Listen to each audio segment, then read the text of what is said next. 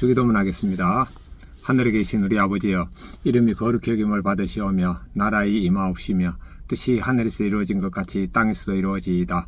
오늘 저에게 일용할 양식을 주옵시고 우리가 우리에게 죄 지은 자를 사하여 준 것 같이 우리의 죄를 사하여 주옵시고 우리를 시험에 들게 하지 마옵시며 다만 악에서 구하옵소서. 나라와 권세와 영광이 아버지께 영원히 싸움나이다. 아멘. 찬송가 545장 이눈의 아무 증거 아니 배워도 1절만 하겠습니다.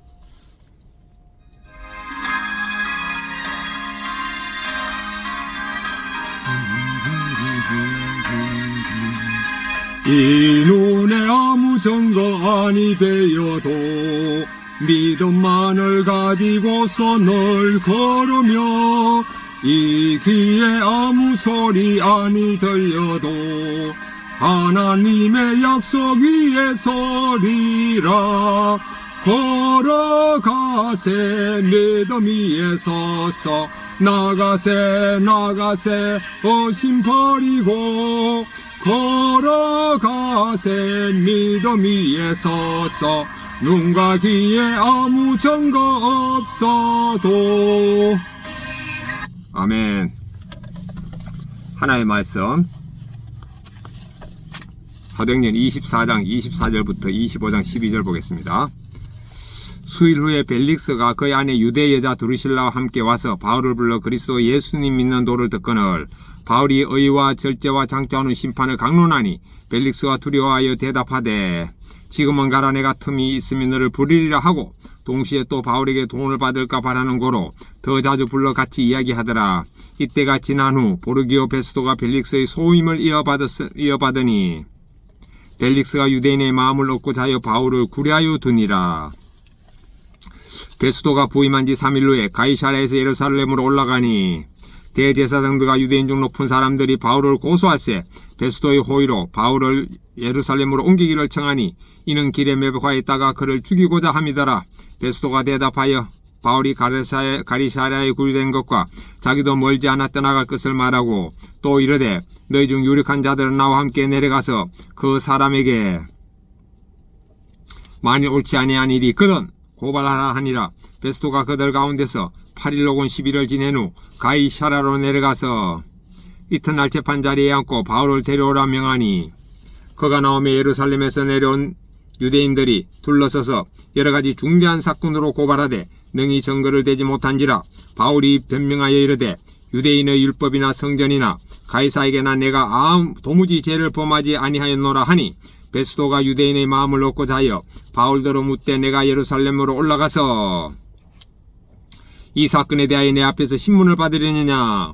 바울이 이르되 내가 가이사의 재판자리 앞에 섰으니 마땅히 거기서 신문을 받을 것이라. 당신도 잘 아는 바와 같이 내가 유대인들에게 불의를 행한 일이 없나이다. 만일 내가 불의를 행하여 무슨 죽을 죄를 지었으면 죽기를 사양하지 아니할 것이나 만일 이 사람들이 나를 고발하는 것이 다 사실이 아니면 아무도 나를 그들에게 내줄 수 없나이다. 내가 가이사에게 상소하노라 한데 베스도가 배석자들과 상의하고 이르되 너가 가이사에게 상소하였으니 가이사에게 갈 것이라 하니라. 아멘. 묵상하겠습니다. 24절부터 25절 보면은 24절 보겠습니다. 24절 보면은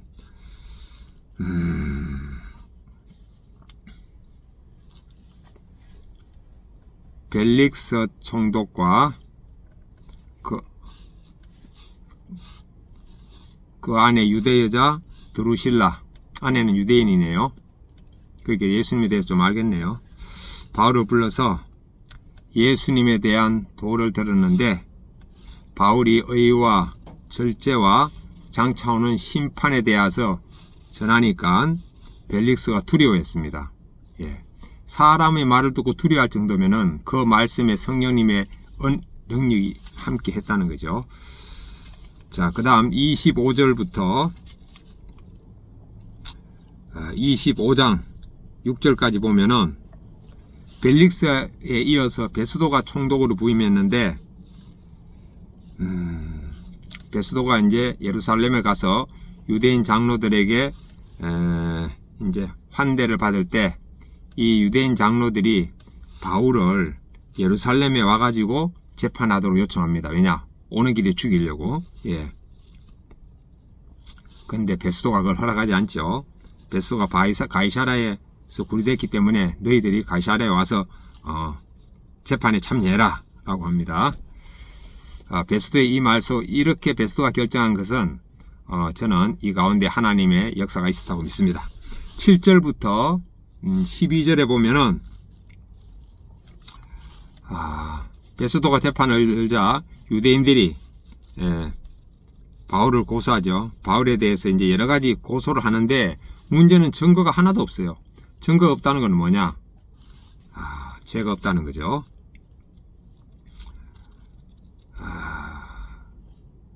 그래서 베스도가 또 유대인의 환심을 사기 위해서 오늘날도 정치인들이 국민들의 지지율에 관심이 많듯이 베스도도 유대인의 환심을 사기 위해서 예루살렘에 가서 재판받으려는가 묻자 베드로는 아니다. 나는 가이사에게 상소한다. 예, 로마 시민은 가이사에게 재판받을 권한이 있습니다. 그래서 베스도가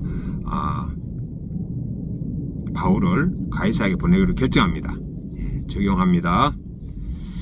저는 죽었고 예수님이 사심을 의식하면서 바울을 지키신 성령님이 저도 지키시고 함께 하심을 믿으면서 오늘을 살겠습니다. 적용 1이고, 두 번째 적용은 왼손은 주먹을 쥐면서 예수님과 십자가에 못 박혔음을 의식하고 오른손은 주먹을 쥐면서 예수님과 손잡고 있음을 의식하며 살겠습니다. 자, QT인 본문 해설 보겠습니다. 24장 24절부터 27절까지 보겠습니다.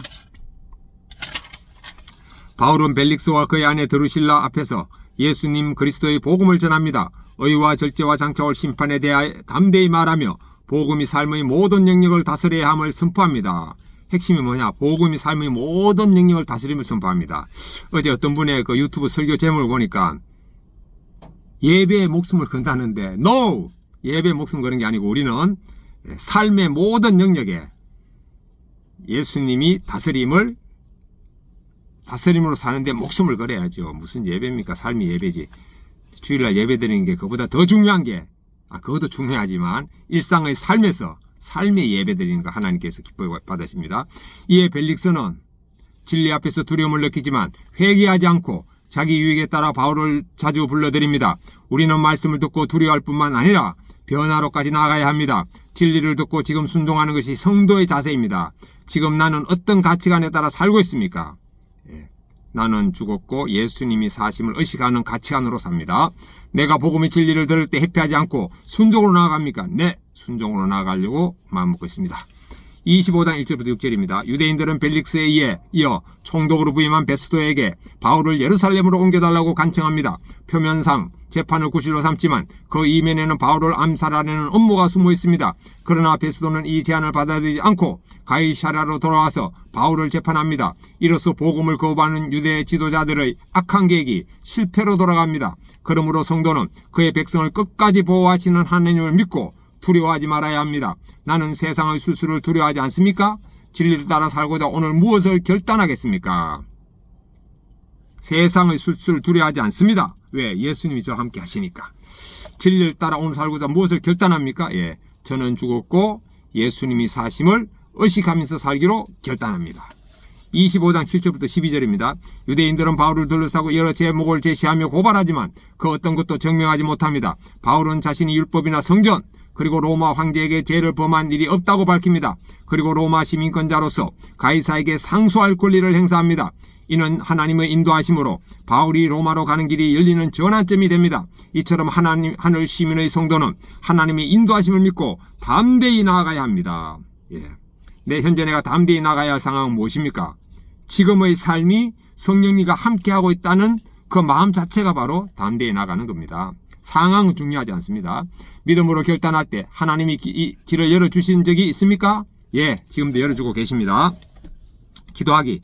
세상의 두려움과 유혹 속에서도 하나님의 공에 따라 절제하며 살게 하옵소서. 장차 올 심판의 말씀을 듣고 지금 돌이키게 하옵소서. 하나님이 때를 신뢰하며 복음 전하는 삶을 살게 하옵소서. 아멘. 자, 묵상간증, 큐티 묵상간증입니다. 이국차님, 회개의 타이밍. 이혼 후 아들이 있는 지금의 아내와 몰래 동거하던 저는 가족과 직장 동료들에게 오랫동안 이 사실을 숨겼습니다. 그러다 보니 직장에서 승진할수록 저의 제약이 드러날까봐 두려웠습니다. 그래서 사람들의 마음을 얻고자 술자리에서 방탕과 음행을 일삼았습니다. 의와 절제와 장차올 심판의 말씀을 들어도 명예와 지위를 잃을게 두려워서 진실을 드러내는 회개를 자꾸 미뤘습니다. 그러면서도 불륜을 저지르거나 이혼하는 사람들을 보면 왜 그렇게 사냐며 험담하고 비난했습니다. 그렇게 철저히 이중생활을 하며 총각 행세를 하던 중 공황장애가 찾아왔습니다. 그제야 비로소 저는 회개라는 말씀에 순종해 가족에게 모든 사실을 털어놓았습니다.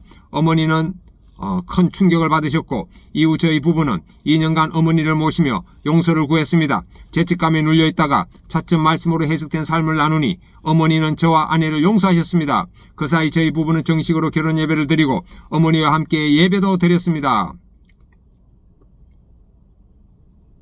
그의 송구영신 예배에서 어머니는 아내를 꼭 안고 우시며 모든 것이 하나님의 뜻이니 서로 사랑하며 살자고 하셨습니다. 그런데 얼마 지나지 않아 어머니가 천국에 가시면서 그 예배가 마지막 추억이 되었습니다.